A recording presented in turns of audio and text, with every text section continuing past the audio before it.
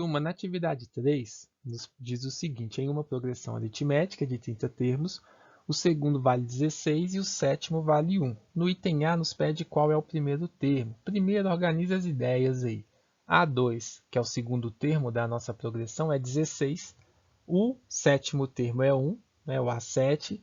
Sabemos que tem 30 termos na nossa progressão e o primeiro nós queremos descobrir. Utilizando uma fórmula de termo geral diferente, que é aquela na qual você não tem o primeiro termo aqui, você pode associar dois elementos quaisquer para descobrir a razão. Por quê? O AN, suponhamos que ele seja 1 e o AM 16. O N vai ser 7 porque ele é o sétimo termo. É o mesmo que falar que esse AN é o A7. Olha aqui. E o AM, ele é o A2, por isso que o M é igual a A2. Se você utilizar todas essas informações, você consegue determinar a razão, uma vez que 7 menos 2 é 5, 5 vezes R. O 16, que estava aqui, né, positivo, quando você vai escrever ele no primeiro membro pela operação inversa, ele vai ser negativo, menos 16 mais 1, menos 15, igual a 5R. O 5 que está multiplicando o R, que é a nossa razão, se eu for reescrever ele no primeiro membro, e aí lembra, pessoal, não tem problema que a incógnita está do lado direito da equação. É até uma questão de costume só. O 5 vai ser reescrito no primeiro termo dividindo. Menos 15 dividido por 5, menos 3 igual a R. Encontramos a nossa razão e a partir daí nós podemos lembrar que o termo A1 ele é o mesmo que o A2 menos a razão, que é menos 3. Então, quando eu faço essa relação, 16 menos menos 3, eu tenho que menos vezes menos é mais, 16 mais 3 é igual a 19. Então, o nosso primeiro termo ele vai ser 19, beleza? Já no B, nos pergunta qual é o último termo.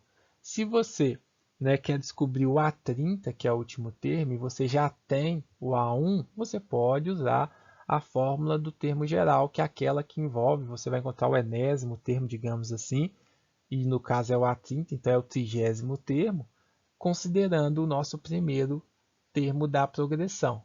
O A30, para ser encontrado, nós vamos precisar de levar em consideração a razão, que é igual a menos 3, a posição, que é a 30ª, ou seja, o n, a quantidade de elementos, que é n, que é 30, e o A1, que é 19. Substituindo isso na fórmula, a gente tem A30 igual a 19 mais 30 menos 1 vezes menos 3. Primeiro a gente resolve o que está dentro do parênteses, 30 menos 1, 29. Depois, por prioridade, a multiplicação, 29 menos 3, mais vezes menos, menos. 3 vezes 20, 60. 3 vezes 9, 27. 60 mais 27, 87, por isso que é menos 87. E a 30 é igual a 19 menos 87. 19 menos 87 é menos 68. Beleza, turma? Menos 68 é o 30º termo da nossa progressão. Turma, no C, nos pede quanto vale a soma de todos os termos. Então, a fórmula que determina a soma é aquela que associa o primeiro termo mais o enésimo termo vezes a quantidade de termo dividido por 2. Nós temos todas essas informações. 19 é o primeiro termo, menos 68 é o último termo e 30 é a quantidade de elementos que tem nessa nossa progressão. Isso tudo dividido por 2. 19, lembre-se que mais vezes menos é menos, então é o mesmo que a gente subtrair 19 menos 68, que vai ser menos 49 vezes 30. Menos 49 vezes 30 é igual a menos 470 dividido por 2, e a soma total dos termos vai ser menos 735. Isso acontece, a soma é negativa, porque se você pegar todos os elementos que são positivos e todos os termos que são negativos e somar separadamente, os termos referentes aos valores negativos darão uma soma maior do que os positivos. E quando você faz a diferença entre os positivos e o negativo, vai retornar um valor negativo. Já no item D, nos pede a partir do primeiro quantos termos é possível somar com resultado positivo. E aí eu faço uma construção com vocês de seguinte raciocínio. Se você tem o primeiro termo e ele é 19, o segundo é 16, quando a gente faz esse cálculo numa fórmula, o que nós estamos fazendo é o seguinte, determinando a soma. Então, a soma desses dois termos é 35. A soma do terceiro termo com os outros dois, ou seja, se eu somar os três primeiros termos, 35 mais 13, 48. O quarto termo, 10 mais 48, 58. O quinto termo, 7 mais 58, 65. O sexto termo, eu vou somar a soma que eu tinha anteriormente, ao valor que eu tinha anteriormente, 65 mais 4, 69. O sétimo termo, 69 mais 1, 70.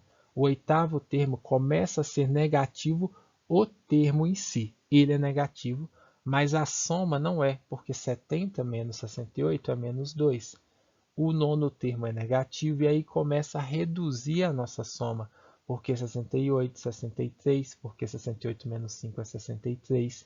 O próximo termo é menos 8, então 63 menos 8 é 55. O 11º termo é 11, é menos 11, então 55 menos 11 é 44. O 12º é menos 14, 44 menos 14 é 30. O 13º é 13, então 30 menos 17, melhor dizendo, o 13º termo é menos 17, então 30 menos 17, 13. E aí é exatamente nesse 13 que seria, não pelo valor de cima, mas pelo valor de baixo, que ele é o 13º termo, ele seria o último possível. Porque nesse momento, a nossa soma, repara que ela é menor do que o módulo do número de baixo. O que é o módulo? É o valor independente do sinal. Se eu somasse 13 mais menos 17, nós teríamos menos 4, que é um valor negativo. Então, a quantidade de termos possíveis é 13. Isso criando uma estratégia que nos permita compreender o que a atividade está perguntando. E agora a gente tenta conectar a nossa estratégia com a matemática, porque a generalização matemática é o objetivo, nessa forma mais analítica, mais algébrica, é o objetivo principalmente no que se refere a terceiro ano.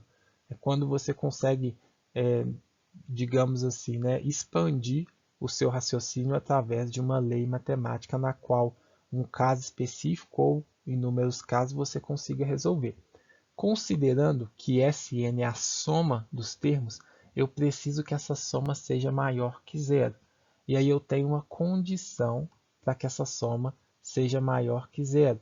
Qual que vai ser essa condição? Nós vamos pegar daqui que a lei, a fórmula que determina essa soma, ela precisa ser maior que zero. Então, A1 mais o enésimo termo vezes a quantidade de elementos da progressão, agora não é o 30, é a quantidade n, que eu ainda não sei, tem que ser maior que zero. Isso tudo dividido por 2 tem que ser maior que zero. E aí esse AN que está em vermelho, nós precisamos entender que ele é um termo geral, é uma fórmula do termo geral de uma progressão aritmética, e não tem como a gente mudar isso. Porém, quando você coloca aqui nessa progressão o primeiro termo e a razão, você já dá uma característica, você já diferencia ela das outras. E se você melhorar isso algebricamente, você vai ter, aplicando a distributiva, 3 vezes n, 3n, menos vezes menos, mais 3 vezes 1, 3, 19 mais 3, 22. Repara, agora você pode expressar o AN por 22 menos 3n. E substituir lá na fórmula, onde é que tinha AN, você coloca 22 menos 3n. E aí você vai associar nessa progressão aritmética quando a soma vai ser maior que zero. Então foi isso que nós fizemos. Nós determinamos uma característica da progressão, que envolve a razão e o primeiro termo, e colocamos ela dentro de uma fórmula que envolve a soma, considerando as mesmas características. É o mesmo que nós perguntarmos algebricamente quando, em quais situações essa progressão vai ser maior que zero, beleza? A partir daqui, matemática, porque 19 mais 22, 41 menos 3n, vezes n. Eu vou fazer um caminho de ida aqui, depois eu vou voltar, só para que vocês entendam o seguinte. Esse 2, ele está dividindo. Se nós quisermos reescrever ele no segundo membro, nós tínhamos que escrever pela multiplicação. Quando você multiplica 2 com 0, é igual a 0. Então é o mesmo que a gente simplesmente multiplicar n vezes 41, 41n, n vezes 3, n, 3n ao quadrado maior que zero, porque o 2 passou ali digamos assim, foi reescrito no segundo membro pela multiplicação e zerou. Porém, assim que eu chego nessa inequação do segundo grau, eu apenas chego aqui para mostrar para vocês que, se é uma inequação do segundo grau, nós vamos ter vários valores para os quais a soma é positiva, porque a inequação nada mais é do que aquela análise na parábola de sinais, aquele estudo de sinais na parábola. Então, considerando a resolução de uma inequação do segundo grau incompleta, eu posso colocar de novo um n em evidência, porque aqui tem n aqui também. É como se eu dividisse por n, 41 dividido por n é 41, 3n ao quadrado dividido por n é 3n. Então, eu tenho 41 menos 3n. Ao resolver isso, eu primeiro considero n, e penso que o 41 menos 3n que estava multiplicando, ele pode ser reescrito como uma divisão. 0 dividido por 41 menos 3n é 0, porque 0 dividido por qualquer coisa é 0. Aqui, nós já encontramos uma informação importante. Nós sabemos que a soma vai ser positiva a partir do primeiro termo, porque o n tem que ser maior que 0, considerando que o n sempre é um número natural. O primeiro termo em diante, a gente sabe que é positivo a soma. Agora, a gente tem que determinar um limite. Considerando nessa mesma parte que nós passamos o 41 menos 3, né, digamos assim, reescrevemos ele como uma divisão, agora pensa que o n está multiplicando isso tudo e eu quero reescrever o n no segundo membro como operação inversa, que é a divisão. 0 dividido por n é 0, eu vou ficar com 41 menos 3n maior do que 0. O 41, quero reescrever ele no segundo membro pela operação inversa menos 41. E aí, turma, vem um caso importante. Por quê? Independente dos valores que eles representem, nós precisamos encontrar ele positivo. E quando eu multiplico ambos os lados por menos 1, é para que eu possa tornar tudo positivo, tanto esse lado que está com a incógnita, quanto o outro lado. Mas na equação, na inequação, lembre-se, se você fizer esse tipo de manipulação, você tem que inverter esse sinal. Porque pensa na reta numérica, você está no zero, vai por menos 1, menos 2, menos 3, menos 4, menos 5. O módulo sempre é do número maior, né? Ele está mais à esquerda. Já nos números positivos, o módulo do número maior está à direita. Por isso que quando eu faço essa multiplicação, fica 3n menor do que 41. Estava menos 3n maior, agora fica 3n menor do que 41. E quando eu resolvo essa situação, fica n menor do que 41 dividido por 3, n vai ser menor do que 13,66. E aí é o que eu falei, é uma parábola com a concavidade para baixo, porque o nosso coeficiente a ele é negativo, o zero determina uma das raízes, o 13,66 determina a outra, e lembrando que nós precisamos dos valores positivos, ou seja, esses que estão na parte superior, eu lembro que o n pertence ao conjunto dos números naturais, ou seja, vai ser a quantidade de elementos que estiver entre 0 e 13,66, que podem ser 1, 2, 3, 4, 5, 6, 7, 8, 9, 10, 11, 12 ou 13 termos. Já que 13 é o maior número, nós podemos falar que é possível somar 13 termos.